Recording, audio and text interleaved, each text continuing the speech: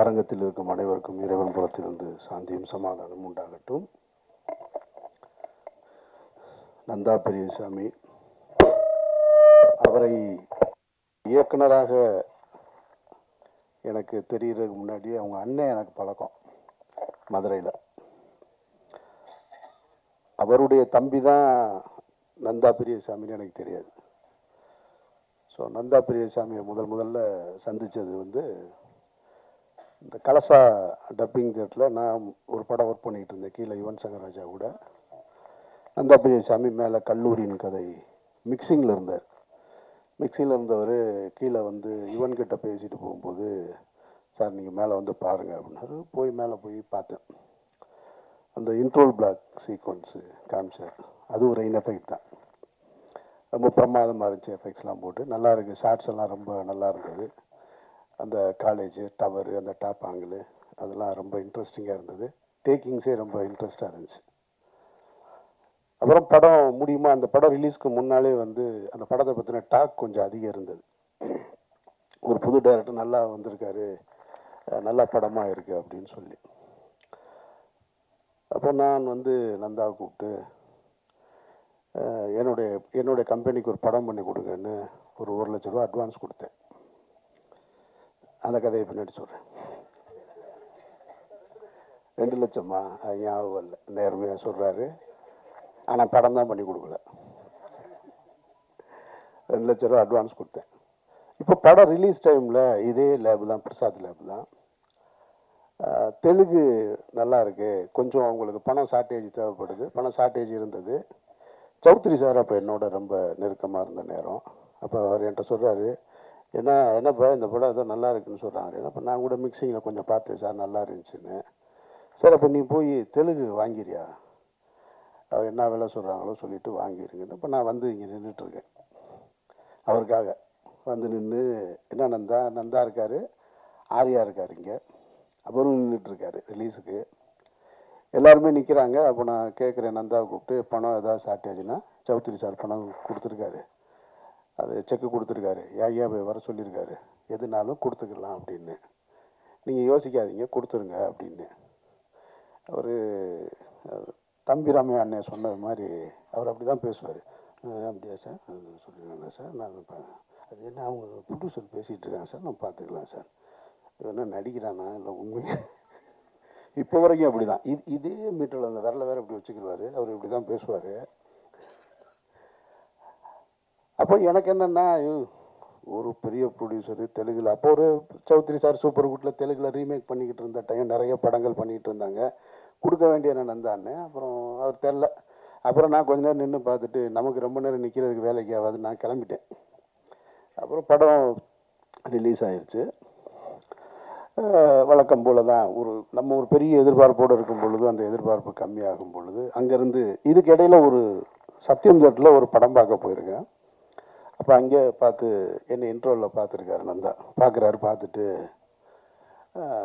Sir release ஆகலை இன்னும் sir, நான் உங்களை விசாரித்தேன் வெளியில், எல்லோரும் நல்ல விதமாக தான் சார் சொல்கிறாங்க அப்படின்னாரு. என்ன கை நீட்டி அட்வான்ஸ் வாங்கிட்டு நல்ல விதமாக தான் சொல்கிறாங்கன்னா, இப்போ என்ன நினச்சி வாங்கினேன் நீ வாங்கும்போது?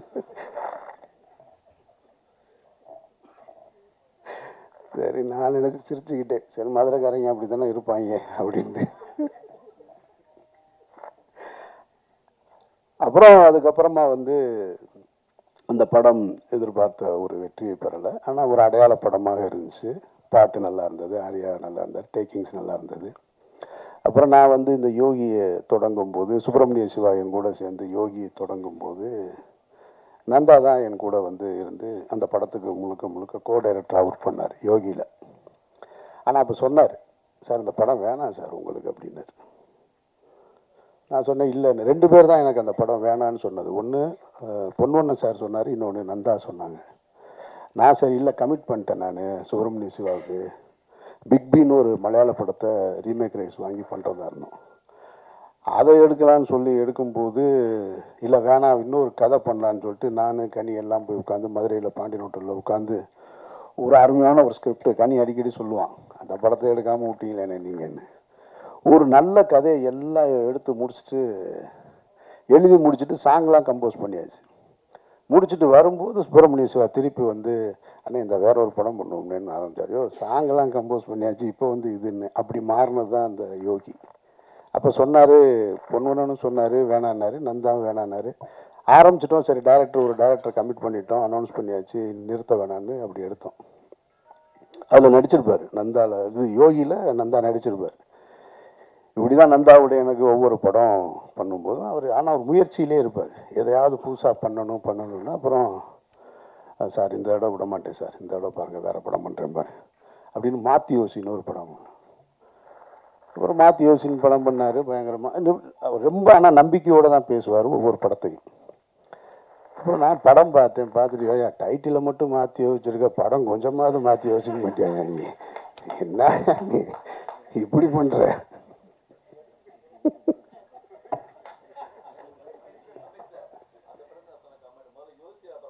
அப்புறம் யோசி அப்புறமா மாற்றலாம். சாரி சார் நெக்ஸ்ட் டைம் ஆமாம். அப்புறம் ஒரு முறை ஜிஆர்டி ஹோட்டலில் உட்காந்துருக்கேன், அங்கே ஒருத்தரோட உட்காந்துருக்காரு. நான் சாப்பிட உட்காந்துருக்கேன், வேகமாக வந்துட்டார். வந்த உடனே யார் என்ன தானே சார் இப்போ தான் ஒரு ப்ரொடியூசர் செட் பண்ணிகிட்டு இருக்கேன் அப்படின்னு. உனக்கு மட்டும் எப்படியா இருக்கிறாங்க கரெக்டாக.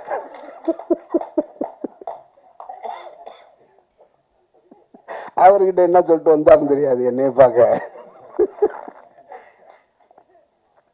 அவர்கிட்ட போய் உட்காந்து அவர் ஒன்றே என்கிட்ட கேட்டார். அவர் ஒன்று என்னை பார்த்த உடனே சார் அமீர் சார்னா சார் வணக்கம் சார், பேசிகிட்டு இருக்கேன் சார், நாங்கள் எப்படியும் பண்ணிடுவோம் சார்னாரு.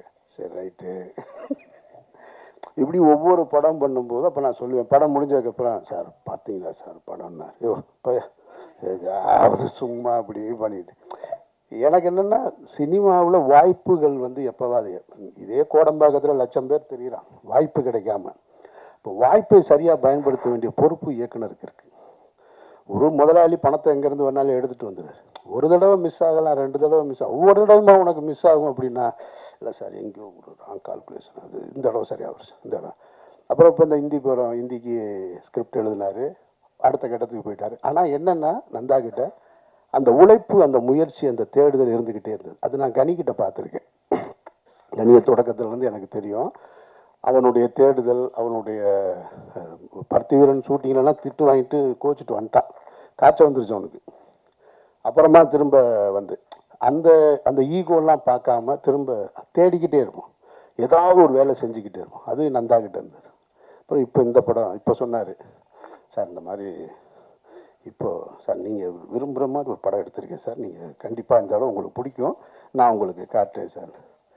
எத்தனை தடவை தான் என்னை ஏமாற்றுவேன்னு தெரில அப்படின்னு நினச்சி தான் அந்த படம் போய் பார்த்தேன். படம் உண்மையிலே படம் எனக்கு ரொம்ப நெருக்கமாக இருந்தது, பிடிச்சிருந்தது. இந்த படம் பார்த்துட்டு அழுதுன்னு சொன்னதில் பாதி உண்மை, பாதி வந்து கொஞ்சம் தூக்க கலக்கம் வேறு இருந்தது. அதனால் லேசாக கண்ணு கலங்கி இருந்துச்சு. அதில் நந்தாவோட புத்திசாலித்தனம் என்னென்னா, படம் பார்த்து வெளியே வரும்போது ஒருத்தர் வீடியோ எடுத்துக்கிட்டே இருக்கா ரெடியா. ஆமாம், அப்படியே கண்ணு லேசாக அப்படியே கலங்கி வந்தோடனே சார் அழுதுட்டீங்கல்ல.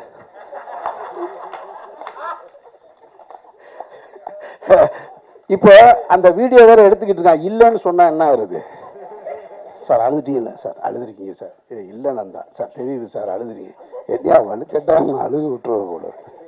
ஆனால் படத்தில் ஒரு காட்சியில் நான் கண் கலங்கிட்டேன். அது அந்த குழந்தை, 2வது குழந்தை ஒரு கட்டத்தில் பேசும், அந்த இடத்துல கண் கலங்கிட்டேன். படமும் இறுதி அந்த இதுவும் வந்து எனக்கு ரொம்ப, மொத்தத்தில் படம் வந்து எனக்கு ரொம்ப நெருக்கமான பிடிச்ச படமாக. இப்படி ஒரு படத்தை எடுக்கணும்னு நான் ஆசைப்பட்டுக்கிட்டு இருந்தேன். நந்தா கரெக்டாக அந்த படத்தை செஞ்சுருக்காரு. அது அவங்க குடும்பத்தாருக்கு நான் சொல்லுவேன், அந்த இடத்த ரீச் பண்ணிட்டு. இப்போ இந்த படம் எவ்வளோ பெரிய வெற்றி அடையும், எவ்வளோ வசூல் கொடுக்கும், அதெல்லாம் நம்ம கையில் இல்லவே இல்லை. அதெல்லாம் நம்ம பார்க்க வேண்டியதே இல்லை. வெற்றி அடையுது, அதுவும் தேவையில்லை. நாம் நினச்ச ஒரு இடத்த அடையிறோமா, நான் நினச்ச வேலையை செய்கிறோமா, அந்த பொருள் மற்றவங்களுக்கு திருப்தியாக இருக்கா, அப்படித்தான் நான் பார்ப்பேன் படத்தை. அந்த அளவுக்கு ஒரு தகுதியான படமாக இங்கே இதுக்கு முன்னாடி இயக்குநர்கள் பேசுனதெல்லாம் சொன்னால், விக்ரமன் சார் சொன்னது போல் வாழைக்கு பிறகு ரொம்ப மனதிற்கு நெருக்கமான படம் திருமாணிக்கம்னு சொன்னால் அது மிகையாக. லப்பர் பந்து பார்த்தா, லப்பர் பந்து கம்ப்ளீட் கமர்ஷியல், அது நான் ரொம்ப ரசித்து பார்த்த படம். ஆனால் மனசுக்கு ரொம்ப நெருக்கமாக இருந்தது வாழைக்கு பிறகு இந்த படத்தை தான் நான் பார்க்குறேன். படத்தில் இருக்கிற கதை, அந்த வடிவகரிசி அம்மா இந்த மொத்த கதையும் சொல்லிட்டாங்க. படம் பார்த்த எங்களுக்கு தான் தெரியும். அது இதில் என்னென்னா, ப்ரொடியூசருக்கு 1 மணி நேரம் தான் கதை சொன்னாராம், வடிவகரிசி அம்மாவுக்கு 2.5 மணி நேரம் சொல்லியிருக்காங்க. அவங்க சொல்கிறாங்கன்னா படம் பார்க்கலன்னு, பார்க்காத படத்தை கதை இவ்வளோ சிறப்பாக சொல்கிறாங்கன்னா எப்படி அழுத்தியிருப்பார், அப்போ எப்படி ஒருத்தவங்களை கன்வின்ஸ் பண்ணியிருப்பார். அப்போ நான் சொன்னேன், நான் கண்ணிட்ட பக்கத்தில் கூட சொன்னேன், 2.5 மணி நேரம் சொல்லியிருக்காங்க, சம்பளத்தை எப்படியாவது குறைக்கிறதுக்கு முயற்சி செஞ்சுருப்பாப்புல. பெரிய போராட்டமாக தான் இருந்திருக்கும் போல இருக்கு. பயங்கரமான ஆள். அப்படி பேசுறதுல வந்து அந்த உண்மையிலே கண்டுபிடிக்க முடியாது. இப்போ வரைக்கும் தம்பிராமையா சொன்னதில் ஒரு உண்மையிலே நடிக்கிறாரா, உண்மையாக இருக்காரா, இப்போ வரைக்கும் கண்டுபிடிக்க முடியல. நான்லாம் ஒரு ஆள்கிட்ட கொஞ்ச நாள் பழகினா தெரிஞ்சிடும். கண்டுபிடிக்க முடியாத ஒரு ஆளாக ஒரு மிஸ்ட்ரியிலே இருக்கிறது நந்தா பெரியசாமி. ஸோ இந்த படத்தோட கதை வந்து ரொம்ப சாதாரண விஷயந்தான். அறத்தோடு வாழ்கிறது, ஒரு மனிதன் நேர்மையாக வாழ்கிறதுன்றது. மனிதன்கிட்ட நேர்மையாக இருக்கணும். அந்த நேர்மை இன்றைக்கி போகக்கூடிய காலகட்ட சூழலில் வந்து கொஞ்சம் கொஞ்சமாக மாறி போய் புத்திசாலித்தனமாக வாழ்வது தான் வாழ்க்கையாக மாறிடுச்சு. ஒரு போலீஸ் குவார்ட்டர்ஸ்குள்ளே போய் ஒரு நேர்மையான போலீஸ்காரன் ஒத்தையால் வாழ்கிறது ரொம்ப கடினமானது. ஏன்னா பொண்டாட்டி சாவடிச்சிருவான். அந்த வீட்டுக்காரர் பார்த்தியா, அவர் டெய்லி வரும்போது 2 பைக் எடுத்துகிட்டு வர்றாரு. இந்த வீட்டுக்காரர் பார்த்தியா, இவரை பார்த்தியா, அவர் வந்து பைக் வாங்கியிருக்காரு, அவங்க மாமனார் கார் வாங்கி கொடுத்துருக்காரு. அப்போது ஒரு சமூகத்துக்குள்ளே தனியாக ஒருத்தர் நேர்மையாக வாழ்கிறது ரொம்ப கஷ்டம். இதை எல்லா வேதங்களும் சொல்லியிருக்கும், எல்லா மகான்களும் சொல்லியிருப்பாங்க. நான் எனக்கு தெரிஞ்சதை சொல்கிறேன். முகமது நபி ஒரு இடத்துல சொல்கிறாங்க, ஒரு காலம் வரும், அந்த காலத்தில் சத்தியமும் உண்மையும் நேர்மையுமாய் ஒருத்தன் வாழ்கிறதுன்றது இருக்கு இல்லையா, அது உள்ளங்கையில் நெருப்பு துண்டை வைத்து கொண்டிருப்பதற்கு சமம் அப்படின்னு சொல்கிறாங்க. வாழவே முடியாது. இங்கே உண்மையும் பொய்யும் கலந்துருக்கும். உங்களுடைய வருமானம் சரியானதா சரி இல்லாததான்னு உங்களால் கண்டுபிடிக்கவே முடியாது. எது தடுக்கப்பட்டது எது சேர்ந்ததுன்னு உங்களால் கண்டுபிடிக்க முடியாது அப்படின்னு சொல்லிடுவோம்.